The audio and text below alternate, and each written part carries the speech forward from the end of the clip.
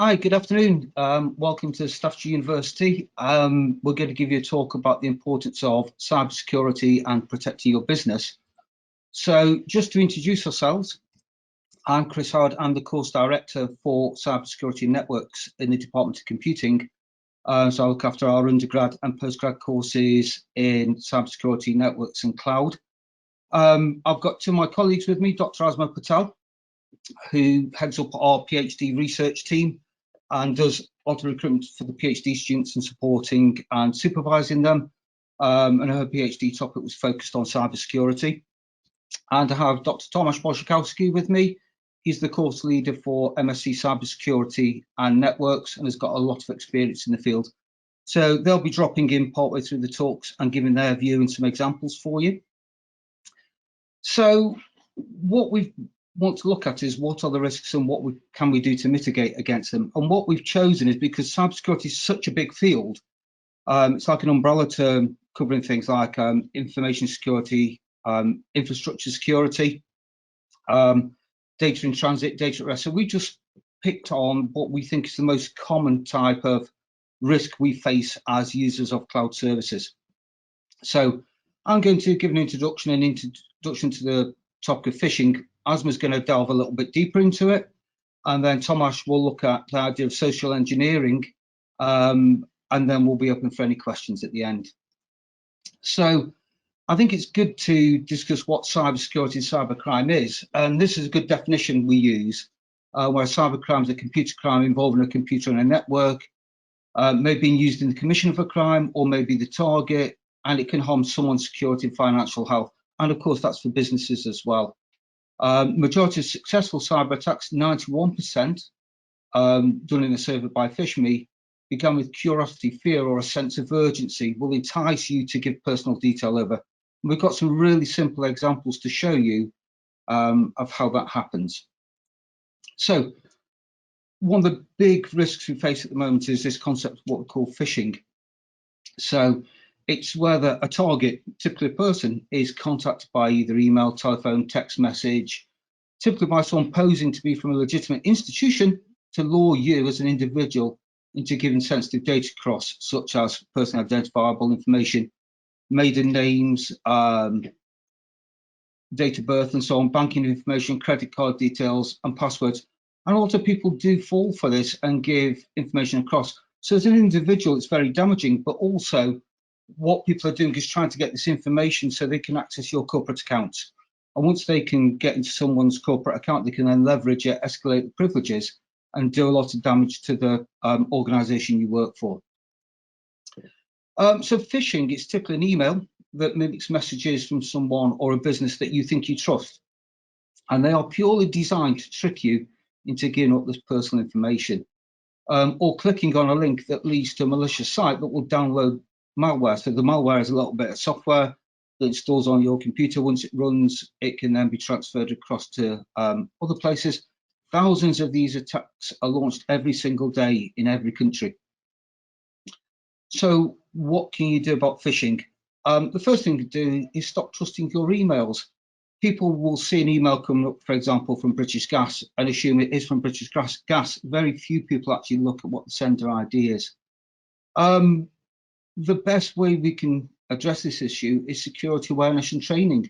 So we empower the team, your employees, you as an individual, to look for these telltale signs and how to recognize these targeted phishing campaigns and malicious links, encouraging people to stay away from them. I've done a lot of work with an NHS trust with our hospital, where we put a cyber champions scheme in where people talk to trusted people if they've got a problem, because sometimes if you've got a user who isn't technically the most literate in the world, sometimes they don't like talking to the IT department. So we made colleagues of theirs, we trained them so they could talk to them straight away. We've been working with Staffordshire Police on a similar initiative as well. So the first thing to think about is your password. How secure is your password? So this little table here, down this left-hand side, shows the number of characters in your password. The number 8 is really significant because most sites ask for a minimum of 8 characters, and that's because the hashing algorithm that secures your password works better on more than 8 characters. If you look down here, if you've got 10 characters and you're using numbers only, you can crack your password instantly. If it's 11 numbers, 2 seconds, 15 numbers long, 6 hours, and we can crack your password. If you just use lowercase letters and you've got 7 of them, it's an instantaneous breach. We can get into your account. Even if you've got 10 lowercase letters, within an hour, people can get your password and leverage your system. So that's why we see here, even if you only have 5 characters, it's made up of numbers, upper and lowercase letters, and a symbol or a special character. We can instantly get in, but as soon as you go up to this magic 8 characters, it starts to get a lot longer time period. This is why we ask you to make your passwords so robust, because it's so easy to crack your software. You can do this as software that's easily downloadable off the web. What you also need to think about, the most common passwords used are password and 1, 2, 3, 4, 5, 6, 7, 8, 9. They're the most 2 common passwords globally because people find them easy to remember. A lot of people will use their partner's name, their sibling's name, their children's name. And all you've got to do is bump into someone in the supermarket or out at a restaurant or queuing in a line somewhere, and you get chatting. It's amazing how much of this information you give away. This is why it's really important not to use these here as part of your passwords. Also, a lot of people who are passionate about sport, for example, football, will use part of the football team in their name. Obviously, if someone sees you walk into a building with your football team's sweater on or a scarf or whatever, it's a good indication that you might be using that as part of your password. So you should change your password regularly. Quite a common occurrence is people will choose, for example, password. When they're reminded to change the password, they'll just add the number 1 on the end, so it says password 1. When they're asked to change it again, they'll change it to password 2, password 3, and so on. Or they'll do password D, and then next time be password with 3 Ds on the end. And again, we can get dictionaries of passwords that we can use to leverage that and try and attack you and get the passwords. So that's why it's really important to use a combination of characters and symbols. Is an easy one to do. So this is one that was out on social media a couple of weeks ago. You look at these 2 URLs, maybanktoyou.com. Most people will look at them and think they're the same, but they're actually not. So what you can actually see is this A here in the second one is in a different font, and typically they use a Cyrillic letter. So it takes you to a completely different website, which mimics the original website. And once you're on that spoof website, that's when they start to get your information off you, because people don't realize until it's too late and they've entered a lot of personal details. So a good tip is to make sure when you're reading the URL, the font is the same throughout. So you can see there's just one letter is different. If you read it very, very quickly, it appears to be the same. So people think, you know, when you talk to people about hackers, they think of this sort of image of people with high-end equipment just monitoring your network all the time. And they're not. We have legitimate hackers, white hat hackers who do penetration testing to try and help find vulnerabilities in your network. And you get the black hat hackers who are trying to do difference. The reality is this is what a hacker does. So this was taken off a Facebook post a few days ago, and they put all these little quizzes up. So if you had to marry your spouse where you met them, where would your wedding be? The car you first passed your driver's test was. And people answer it because they think it's a bit of fun. What they don't realize is these quizzes come out once or twice a week, and they keep coming out for a few weeks and then suddenly stop. And the reason they stopped is they've got all the typical questions you're asked when you set up things like online banking or accounts with online trading stores, etc. And a lot of people fall for it. What is worse, if you're a member of a Facebook group, for example, and then members of that group forward it on to you, what you inadvertently get sometimes is somebody's managed to get into that Facebook group and they're pushing this out. And over a period of time, they're collecting all this information together, plus other information they get off your Facebook profile, and then they start to use that to attack your accounts, typically your corporate account. So if you look at this was one actually that was sent to me. I instantly said it's a load of rubbish because British Gas don't supply my energy. I use a different provider, and I thought, why are they offering to give me £2,467.20 back when I've never had an account with British Gas? So I clicked on the British Gas at the top, and it came up with this email address here, test@premierconcrete.biz. what's a concrete company got to do with British Gas? So you can see instantly that this is a spoof. So obviously, once I screenshot it for this presentation, I deleted it. But what people will do, well, they'll click on this hyperlink here saying claiming your payment. They'll enter the name in, they'll enter their address in, they'll enter their what they think is their British Gas account, etc. Once they've done that, this company can then start to break into your account. Once they're into your account, they can look at your direct debit cards, they can look at your bank account details, and then that's when they start to empty your accounts. They even put numbers on here, phone numbers that look legitimate. So it's something to be aware of. It's a very, very simple attack, but the amount of people that are being caught by it is frightening. So if you think of online banking questions, these are some. When I showed this to a colleague, they said, "Are you stupid? You've not answered correctly." So, favourite colour, eagle. This came from many years ago. I was setting up a bank account when you used to be able to go into branches, and the manager said, "We need to set some security questions. What's your favourite colour?" And I said, "Eagle." And she turned around and said, "Well, that's not a colour." I goes, "Exactly. I don't want it to be a colour, but that's the question we asked." There's only a finite number of colours. So if people are ringing up trying to get into that account and they say, "What's your favourite colour?" They might say red and say, "No, would you like another go?" "Oh, it's green." "Oh, yes, correct. Next question." So if you give a ridiculously wrong answer, it makes it a little bit harder for those people to guess what the details are. Another famous one is first school. So I said purple, first car, a pumpkin. They don't make sense. And that's what you need to do, because people sometimes will answer truthfully. Like they'll say in here an MG, or first school, Longton High School, first car, a Vauxhall Cavalier or something. And and then the social media quizzes are asking you those questions, and they've got those answers already. So this came in this morning. Actually, this came to my corporate account here at the university. I have summarily deleted this email address, and as it says there, we're writing to inform you that one of our team members has been a victim of a phishing attack, and an email may have been sent to you. If you received one from Debbie Bateman, sharing a file, ask you to input details, delete it. I haven't had an email from what they're trying to get you to do. I didn't download the pictures because somewhere in here there'll be links in there that you can follow. So this happens to all of us all of the time. So Asma, this is over to you. Thank you, Chris. So I'm just going to continue the topic which Chris mentioned, phishing earlier. Really, most popular attacks we see in cyber industry is phishing.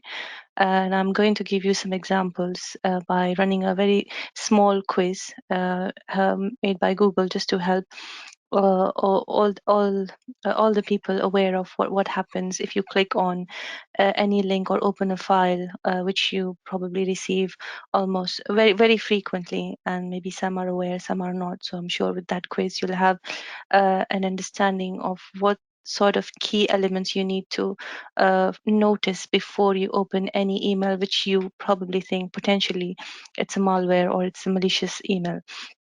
So first thing, this is our university page. This is not a legitimate page, you can say. It says the logo is legitimate. The page looks very legitimate, the website. But if you look at the URL at the top, it's not related to Staffordshire University. So it says hello, and then it will provide you your email address, but it's actually a phishing email. A fake web page. So hopefully you can see it. Yes, it's completely different one. Similarly, you could also look for other phishing lure, we call it, how they can lure users to click or to make them believe that it's actually a legitimate email or a web page. So Chris, if you can scroll to the next page. Thank you. So we will look at different types of phishing lure. Now, I also want to explain difference between phishing and spear phishing. So phishing is basically the attacker will send emails to everyone who is connected to a network, or anyone who's part of that particular victim organization or multiple organization. Whoever has weak security, that organization becomes a victim.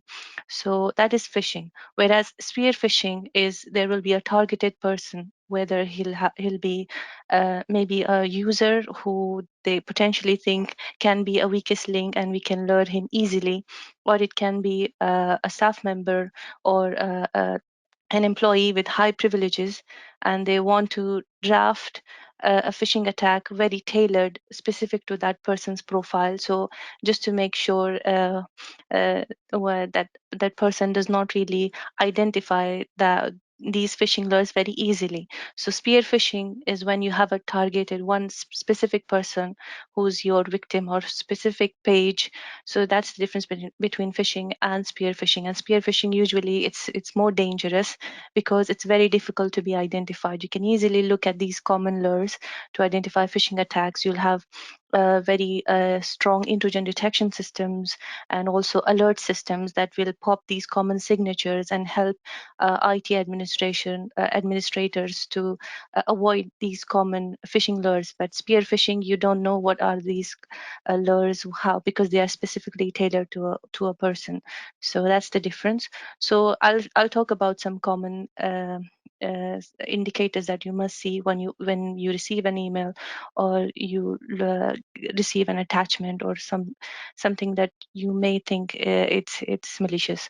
So first, you look at your reply. So if these are some examples which we received in our university. So if you look at the date, these are actual phishing emails. So you look at the first one, reply. Yes, the date, and then you look at the subject, reply, and then again there is another reply. That's an indication that it doesn't look legitimate. Then you move to the link, which is HTTPS. Again, it's nothing related to Staffordshire University or even the mail that it is sent. It ends with ICU. Now there are standard domain names that you have to follow. So ICU, it doesn't really map with anything that is very common. You will usually have .co.uk, .org, .com. So you have to look at these URLs that comes along with any link. If you look at the second phase, even here, similarly, you will look at the email and then you will look at the links completely. It doesn't end with .com, .co, it says local.host, another indication that it is a malicious email, or the link which is attached to this email, it is a phishing attempt. So if you can move to the next page, Chris, thanks. Yes, so now we are going to click on this link. There should be, the link should be copied in the chat. So you can open this on your mobile phones if you don't have laptops. It's just a web page.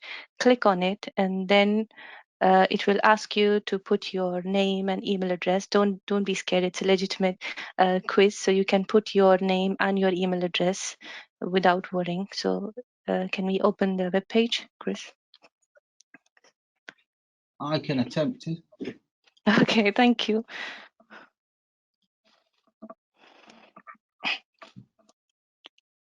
Yes, if you just click take this quiz.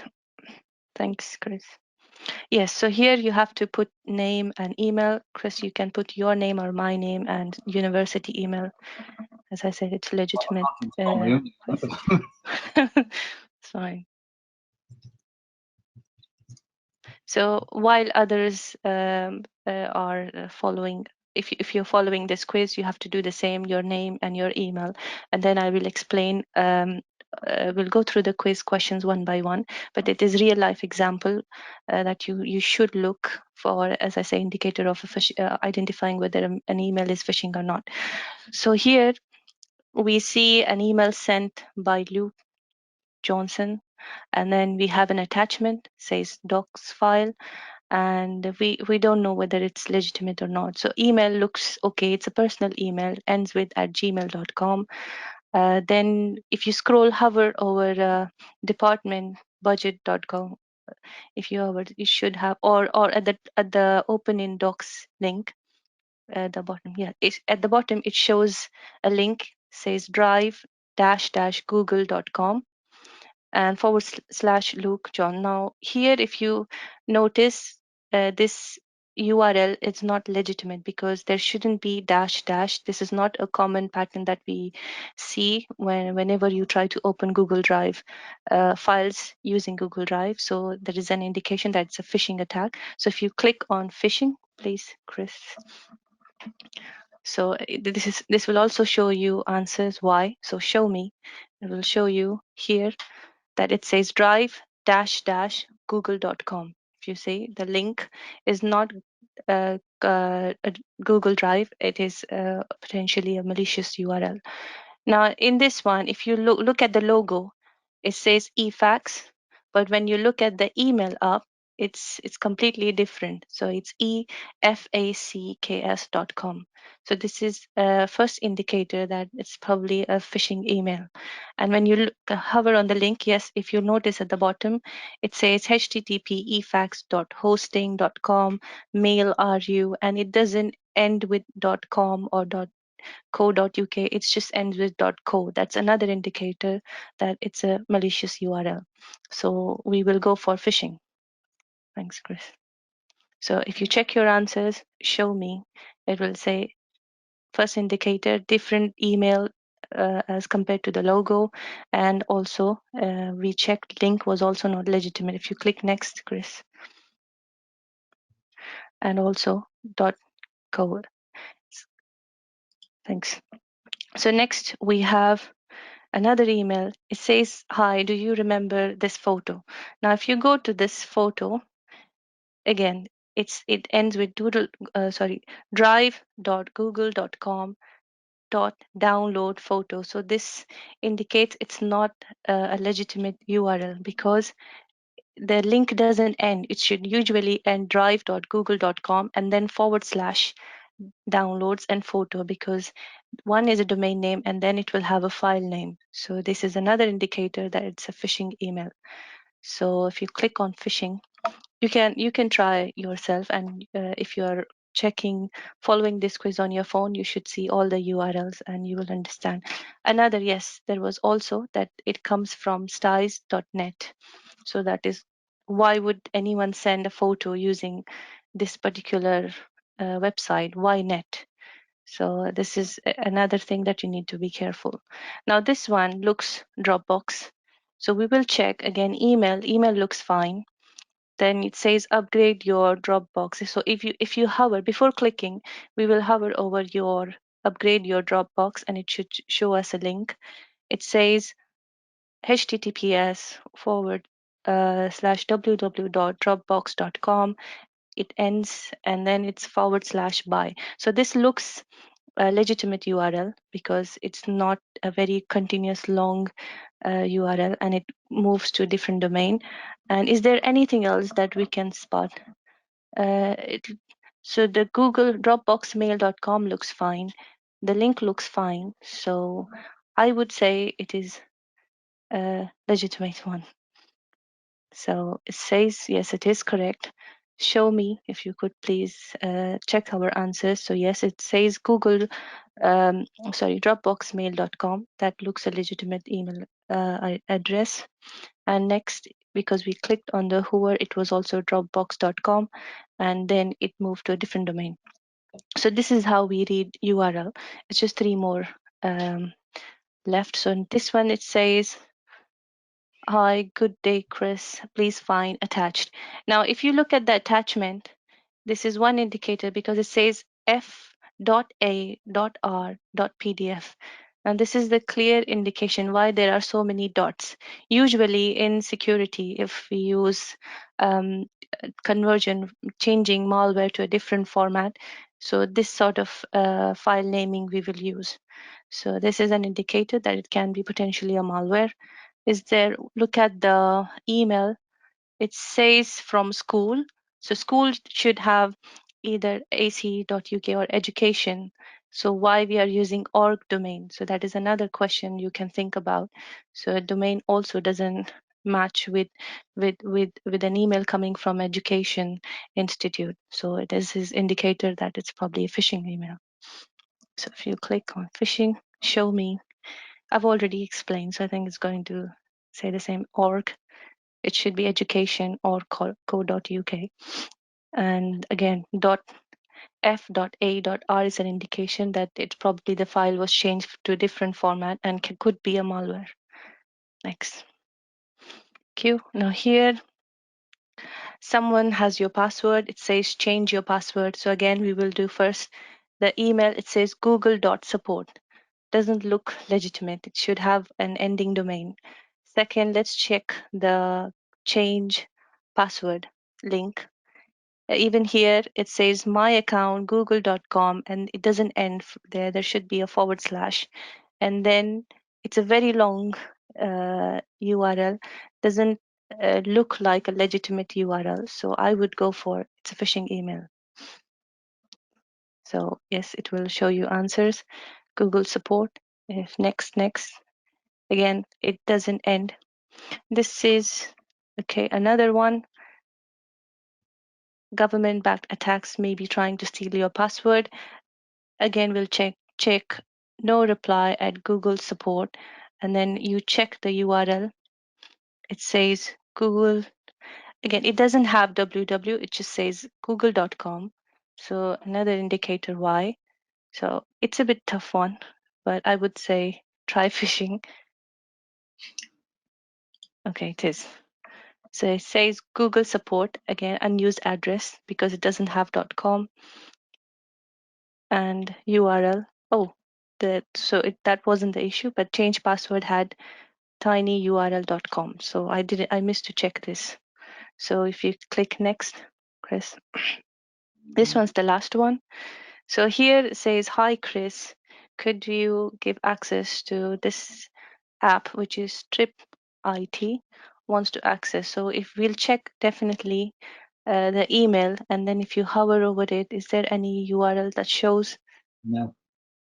At the bottom it says tripit.com and then / look legitimate because it starts with www.trip and the company name / so it could be a legitimate URL. So let's click on legitimate. Okay, that's correct. So these are the indicators. So that's the end of quiz. So I hope you learned something from this quiz. If you go back to the presentation. So we have to check email. We have to check extension of the file that you receive along as attached to the email. If you receive a URL which is embedded in the email, please check what format that email has. Does it end in between abruptly? It doesn't have .com, .co, .uk. If it is coming from university, for example, it should be co.uk. It cannot have any org or any general domains. So you have to think about all these common uh, uh, common standards that we follow whenever we receive email, and this is what is embedded in your Outlook security as well. And these are the signatures which your Outlook find. Now, sometimes definitely you will spot that there is a malicious email. What you should do? So we in Staffordshire University, we always ask students and staff members as well as part of training to report any email. So this is just an example. All of you, if you're using Outlook, you should have a small message here. I'm not sure how many of you have ever used it. So yes, it's this one. So if you find any malicious email, please report it, because these reports go to the security systems that are installed for email security as to defend against phishing attacks. So once you report, so these emails will be checked thoroughly, and if there are new phishing lures, you call it, they are being used, they will be identified and added to this organization security by the security team. So just by clicking these buttons, you help organizations a lot to avoid these phishing attacks in future. So I think this is what I had to talk about phishing, and I think that's the end of my part of the presentation. Thank you very much, Asma. Tom? Thank you.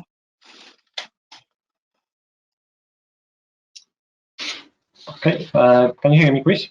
Yeah. Okay, great. Okay, great, thank you. Hello, everyone. So I will cover for the next probably sort of 15-20 minutes. I will look at data breach attacks, and we'll look at how much it costs organizations in terms of money. And then what we will do, we'll sort of look at sort of the first stage of a typical hacking methodology, which is reconnaissance. So you will see how sort of easy it is to extract information about your organization or about an individual, just using, you know, a public domain, the internet, and using basically free resources. So what you can see here in this PowerPoint, you can see that it cost it costs approximately 3.8 million pounds, and this is sort of on average, okay, on average. So that's the cost of a data breach. So it's a big issue. If you look at some other reports, this one is from IBM, so quite a good source. If you look at some other sort of security reports, you will see that data breach happens typically, you know, every couple of seconds. So every couple of seconds there is a data breach. So it's a big issue, and you can see from those figures that it costs actually quite a lot of money. So what is a data breach? Basically, a data breach occurs when information held by a company is stolen or accessed without authorization.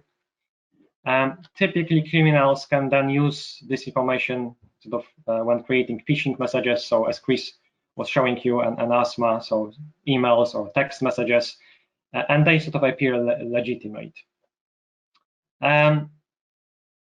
Those messages, they are designed sort of to make it sound like, you know, you are being individually targeted. In reality, they sending, you know, millions of those scam messages at once. And if you come back, Chris, if you go back to one slide before. Yeah, thank you. Yeah, you will see there is a link to just one of the example really. So if you want to have a look later, maybe there is an example of Marriott hotels. They've been fined 18.4 million pounds for a major data breach, and that breach affected more than 300 million guests. Okay, so what's happened? Details such as names, contact information, and in some cases passport details as well, they've been compromised in a cyber attack. As I mentioned, it included, you know, quite a large number of guests. I think from the UK that was about 7 million guests from the UK. And obviously they've been fined because Information Commissioner's Office said they basically failed to put appropriate safeguards in place, and they've been fined, you know, 18.4 million pounds. So what you will see on the next slide, please, Chris, that this data breaches typically happens. It's either external,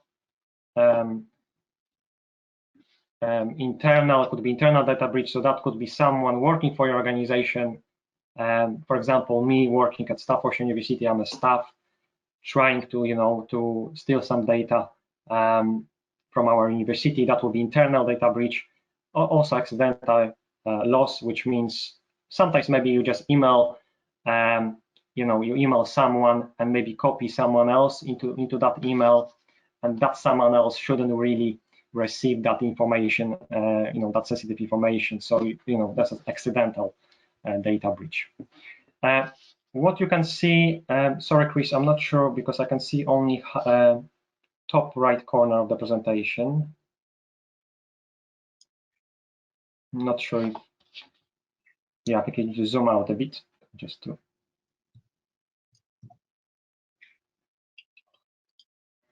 It's going to stop now, Tom. Yeah, that's fine. I think just in case, because there are some links I want to share. Can you see them now, Tom? Yeah, it's just the zoom in on the right top corner. I'm not sure whether that's the case for everyone. Well, hopefully everybody can see there's two links, one to the ICO, the information Yeah. community. Yeah, I can see them now. Yeah. Okay. Yeah, so what we've got here is just really where you can find, some help. So what we've got here for you is probably the first sort of 2 points I would say you could start. First one is ICO SME Web Hub. So this is advice for small organizations. So you will find there basically advice and guidance for, whether you're a small company, whether you're a medium-sized enterprise, small trader, you will find the guidance and advice there. They sort of, provide you with those resources. So remember, ICO, Information Commissioner's Office, they sort of looking after GDPR. So that's probably the first source. And the other link is, I think we've got here, is this is from National Cybersecurity Center. So you can see that link. This is a link to the Cyber Essentials sort of self-assessment option for organizations. So NCSC, that's basically part of GCHQ. They provide, this is basically a single point of contact for small SMEs, large organizations, government agencies, and so on. And this is basically the Cyber Essentials is a government-backed scheme that will help you to protect your organization from the most common cyber attacks.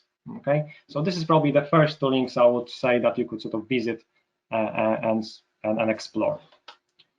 Next slide, please. Okay.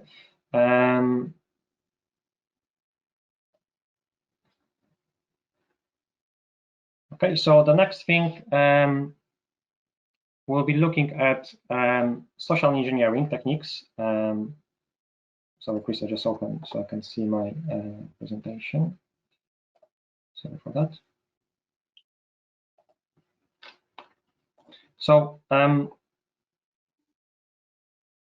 what we'll be looking at is basically we'll be looking at some of the techniques that malicious hackers are using in order to sort of extract the information from individuals. So that typically when you if you look at any sort of cyber attack, typically sort of the first thing that the malicious hackers will do is they will use what we call social engineering. Okay, so they will try to trick individuals into providing access to unauthorized information. Now we've got sort of different types of social engineering, and you already see from some of the examples from Asma and Chris. So we've got impersonation, so basically pretending to be, for example, someone else, a system administrator. So you receive an email basically, and that email says, it's from your boss or from your colleague, but in reality it's not. Deception. So that's another type of social engineering. So this is when someone is joining a company as an employee. Okay. So there are examples of that as well. So someone will join a company, and basically, in that case, that person has access to quite a lot of information that can be used on the later stage of an attack. And reverse social engineering.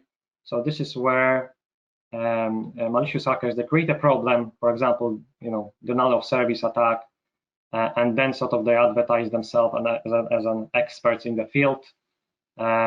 So they sort of send you emails saying we can help you with your problem, but in reality, obviously, they are that side who actually attack you. So this is sort of the main, I would say, 3 categories of social engineering. Next slide, please, Chris. I think the one back, Chris, sorry.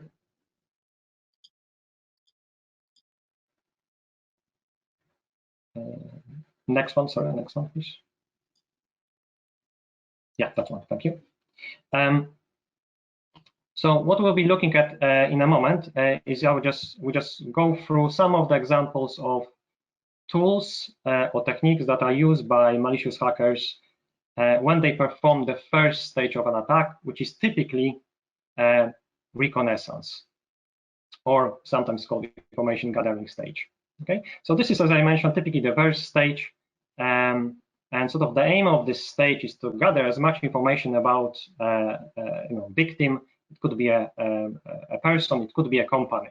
Okay, this is typically a passive stage. By passive, I mean what we use is a public domain, so the internet.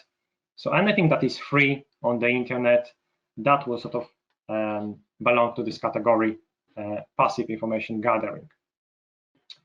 Next slide, please, Chris. Okay, so what we can gather from this stage is, you'll be quite surprised, but we can actually gather quite a lot of information. So that could be things like network range, equipment that you use at your company, technology, so that could be operating system you use, your physical location, some of your financial data, and obviously employee details, so that could be things like names, email addresses, telephone numbers. In particular, that last point, once malicious hacker, they've got those information, so employee details, then they use those details to send those phishing emails. Okay, so this is, again, just to mention that without this stage, they won't be able to succeed. So they have to sort of extract those details first to be able to create those phishing emails. Next slide, Chris, please. And the first thing, which is sort of the old school, I would say, is dumpster diving. So sometimes, so this is sort of really sort of physical, I would say, rather than using an electronic means, physical reconnaissance. So someone is basically accessing your premises, getting access to the building, and typically there will be, a printer somewhere on, in that building, and you might have a bin there as well, where you just throw all this, paper that you don't need anymore, and there could be some sensitive data. So there could be, things like utility bills, could be, and any data, that show, I don't know, let's say email addresses, names, contact details, and so on. So this is, as you can see, one of the example of reconnaissance that could happen. In terms of mitigation techniques, obviously, what we're using here at Staffordshire University, we've got a dedicated sort of boxes, where secure boxes where you can throw away any sensitive information, and there is a company that is looking after that, and they will shred them. They will make sure they destroyed as well. Obviously, you can buy shredders, and again, depending on the company, there are different types of shredders that you can use. Next slide, please, Chris. Okay. So the first thing malicious hackers will do typically is to look at your website. So there's always a web presence. You've got typically a website, and that will be typically the first thing they will do. Now, this is really a passive technique, because anyone can access your website. You don't really monitor it. Yes, we could sort of log who is accessing the website, but in reality, this is categorized as a normal user behavior. What can they find on your website is quite a lot of information. So if you look at our website, obviously you'll be able to find different branches that we have. So we've got branch at Shrewsbury, at Stafford, at Stoke. So you will be able to find those information. You'll be able to find employee names. So you'll be able to find staff names and the email addresses again. And then typically that will be used for the next stage. For example, generating that phishing emails. You can also identify technologies that a company is using. I will show you in a moment job adverts that that will reveal that. So that's also possible. Sometimes there are some also comments that are embedded into HTML code. So that could be left by web developers. Maybe they didn't pay attention. They left some comments. Sometimes on some occasion that was passwords as well. They left as HTML comment, and that was obviously sensitive information and shouldn't be there. There are some tools that hackers using, like the one example you can see here, like wget, which actually allow them to download entire website at once, and they basically can explore it offline rather than in real time. Okay, next slide, please, Chris. Okay, so just an example of a job advert that you can see here. They actually provide quite a lot of information for malicious hackers. So you have to be very careful how you design those job adverts. So in this example, you can see, this is actually a real job advert that I took, just show to students as well. So you can see it's saying urgent. That's the first thing. And saying my client is looking for 2 support engineering to join their fast-growing and rapidly expanding business. So again, what does it say? It's basically at the moment they understaffed. Okay, so they looking for 2 people. It's very urgent. That means maybe that's at the moment there is a good chance to hack this network because there is not enough people that are looking after that network at the moment. So that's just one of the examples. Next slide, please. Okay, now this one just to show you some of the requirements. This is different job adverts, but when you look at those, that's actually will show you quite a lot of details. So if you look at just at the last bottom 2 items, which is monitoring tools and good monitoring and troubleshooting skills, that just show you that this particular company is basically monitoring their network with those specific tools. What does it tell to malicious hackers is that we can now look at those tools and check whether there are any vulnerabilities related to those tools. Maybe they've got some weaknesses that could be again used by malicious hackers. It's also shown that that company is using some kind of virtualization environment. It could be public, it could be private cloud. We can see Amazon EC2s, VMware. They also reveal that they're using different VLANs. So I'm guessing there will be different VLANs for staff, maybe for admin team, and so on. So as you can see from that job advert, I can actually create a profile and I can list quite a lot of technologies that is used by this particular company. Next slide, please, Chris. Okay. So obviously these days things change quite rapidly, and if you look at job adverts now, they might not contain those details anymore. Some of the regulations or legislation changed every year, and maybe it's not allowed to publish certain data on the web anymore. But as you know, it's the internet, and there is something which is called the Internet Archive, which is basically a time machine. And what you can do actually here, you can actually go back in time. You can see back to 1996, so a good 25 years back, and you can actually look at your website from 10, 15 years ago.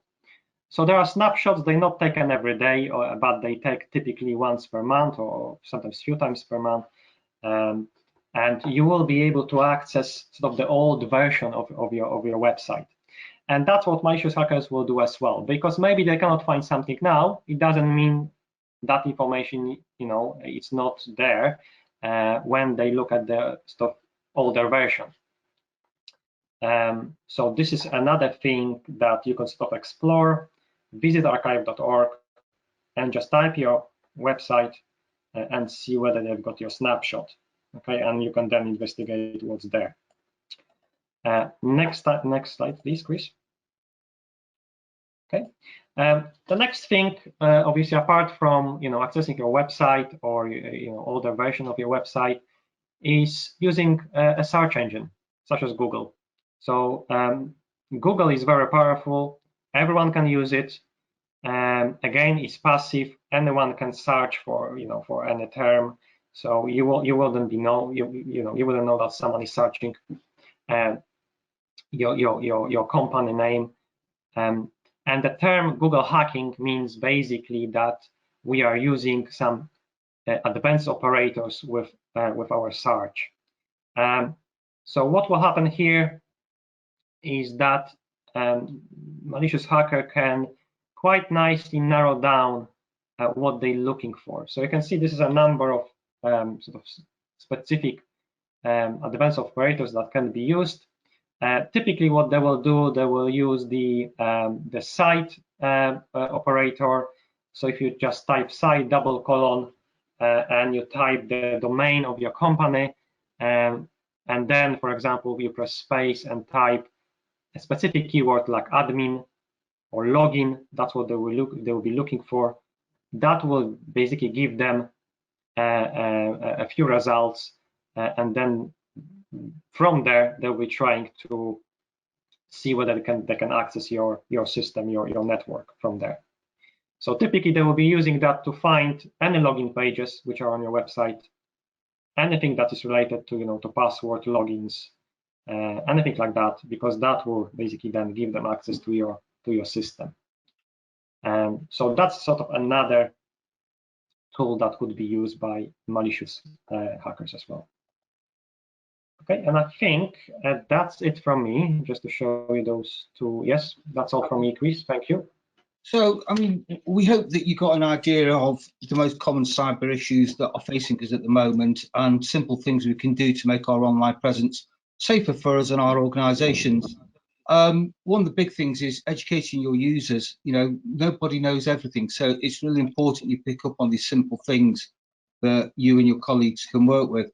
Also, it's having a security policy in place at your organisation so people know what they are allowed to and what they're not allowed to do on your corporate network. Ensuring we patch and update all our software. Don't be afraid to ask suppliers, vendors, as Tom said, ICO and NCSC. They give free advice. They want to protect you. So that's the review of the most common attacks. If you want any more information, feel free to contact us. That's our Instagram and Twitter feeds. We do offer support to businesses. We've got funding support for prototyping, new design, transport, logistics, mobility. Do you want to come in here, Laura? Yeah, thank you. So yeah, I actually wanted to talk first about, I hope you've enjoyed today, and we have got a CPD course that's starting on cybersecurity, and that'll be rolling from next month. So if you would like to learn more detail about this area, we are offering that, and that's free of charge to Staffordshire SMEs. We've also got other areas launching around artificial intelligence, web computing, management, sustainability. Yeah, so there's a whole plethora of courses that will be coming that like I said, are fully funded.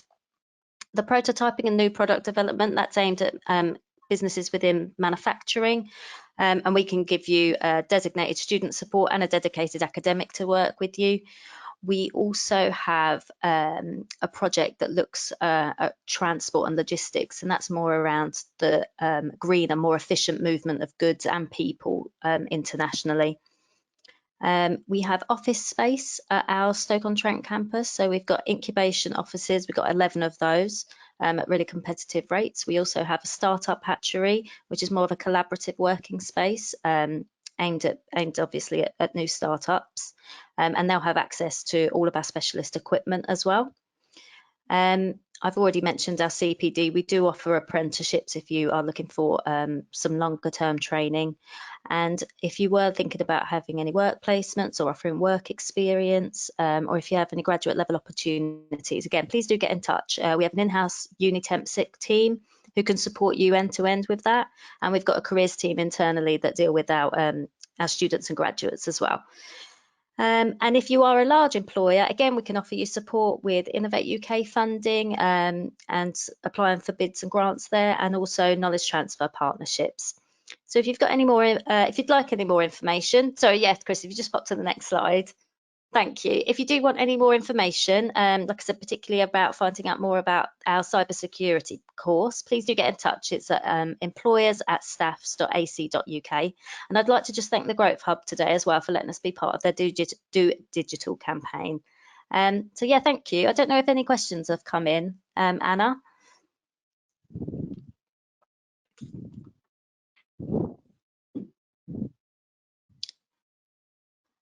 Can you see that, Chris? Yeah. So we've got a question. Go on. Sorry, yeah, so we've got a question from Russ. How do you report cyber attacks on Mac OS, iOS or Android mail apps?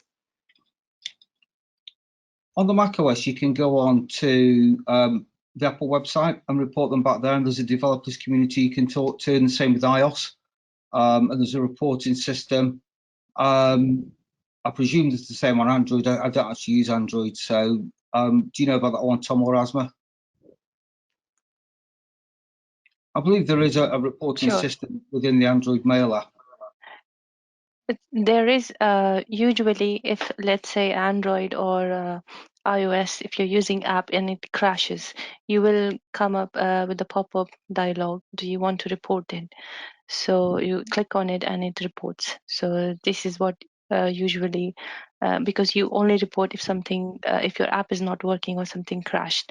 So, but if you identify a malware, then it depends which app you're using, and then you report to the developer, and then the developer will either fix it, or when Apple, when they vet all their applications, same as Android, then they will spot if it is identified and the app will be removed. So that's how it works in Android and iOS, if you have to report malware. Thank you. We've got another question coming from Stephen. Who do you report scam emails and websites to, as nothing seems to get done? It only seems legal, genuine companies get hammered. Yeah, legal, genuine companies do get attacked because that's where they're trying to get the information from. It isn't just stealing information. Quite often people will change information on a website, for example, prices of items in stock. So they price you out the market, or you undersell, and obviously don't meet your break-even costs. That's why they attack legal companies, because they're trying to get leverage over you. You can report them to the ICO if you want to. You can report to NCSC as well. And there's a lot of forums around that vendors subscribe to, and you can report to them as well. The only trouble is, as soon as you report one and they take it down or mitigate against it, they open a new one, and they're constantly opening new sites and new attacks. As Tom said, phishing attacks are every 2 seconds. So as fast as we take them down, people put them up again. It's a never-ending battle. It's just a recursive loop we have to keep going through. Yeah, just to add to what Chris was saying, so if those emails coming from, for example, from a bank, then like HSBC or NatWest, then they hope you can report those to them, because what they will do then is to contact other customers, and then they will basically tell them that there is this type of phishing, scam going on. So this is one thing. And the other thing, as Chris mentioned, you can report it to Action Fraud. I think that's the other agency. So Action Fraud, they also, you can report to them. ICO as well. I think they've got links where you can report those scams as well, email scams as well. We've got a question come in. What are the eligibility requirements for the cyber CPD? Just that you're a Staffordshire-based SME. Doesn't matter if you're business to business, B2C. It doesn't matter if you're a micro company. So yeah, the eligibility for that's quite broad.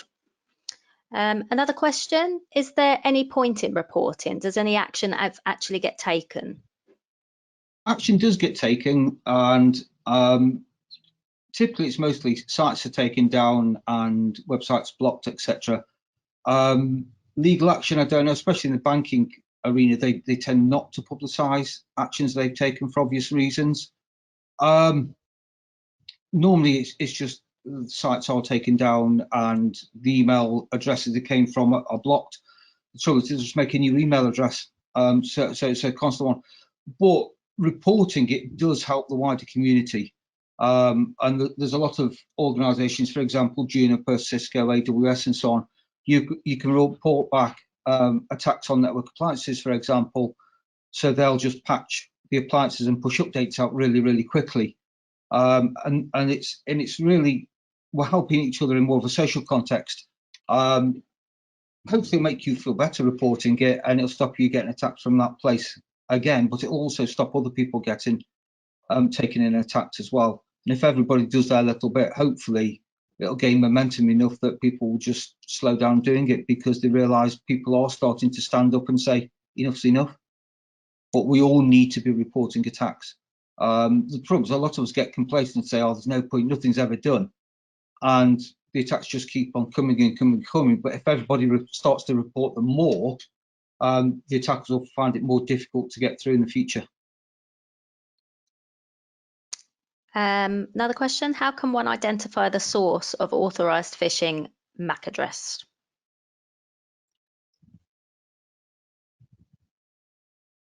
You're on mute, Asma. That's a tricky one. Authorized phishing MAC address. Usually MAC address is basically just identity of a device. So I am not really worried about phishing element if it's related to MAC address, because we use it as identity. Yes, if it is connected to a network, then it becomes a challenge. And usually it's very difficult to spoof MAC addresses because you have so many securities internal. And if it is spoofed, of course there are some security devices which will pick up, but it's not related to phishing. It is going to be completely different, which is, we call it sniffing or layer 2 attacks. That's more related to networking, but not I wouldn't say phishing. Thomas, do you want to add anything to it, and Chris? Yes, I think if it's a MAC address on layer 2, then yes, that will be probably difficult to identify, because it's more likely we want to look at the source IP address, which is on layer 3 of the OSI model, rather than MAC address on layer 2. Yes. I mean, I'm not sure whether that was the question. I know some organisations, they record the MAC address of every device they buy and bring onto site. Well, it's a massive overhead doing that, but we can do simple things on a wide network. We can put port security on ports, and we can assign static addresses to those ports, so they'll only accept a particular client machine. So we can mitigate it around that way. But otherwise, it is quite difficult, especially with bring your own device and people bringing equipment onto site. It is a little bit more difficult to do. But as Tom said, most attacks are at layer 3 upwards on the 7-layer model, not layer 2. Yes, because I think here it should be more MAC address spoofing, which is completely different, and we have a more networking level defense system in place. But phishing, it comes more related to IP communication, more layer 4 and above, I would say. So yeah, it's more. Were you asking MAC address spoofing? Because I don't see a relation between MAC address and phishing, so that's why I was a bit confused. As was right, we can pick MAC address spoofing using software, for example, like Cisco Umbrella. People are spoofing a MAC address, they end up getting the same IP address as the other machine with the same IP address. So you'll start to get warning messages up in your log files saying, you know, there's two devices essentially got the same IP address because they've got the same MAC address, and then you can track that down and disable it. Yes. Thanks. Okay. You're on mute, Laura. I'm on mute. Sorry. That's all the questions that we've had in. Thank you so much, everyone. I've learned a lot today. Coming, Laura. Oh, hang on. We've got a late one. Don't want to go backwards.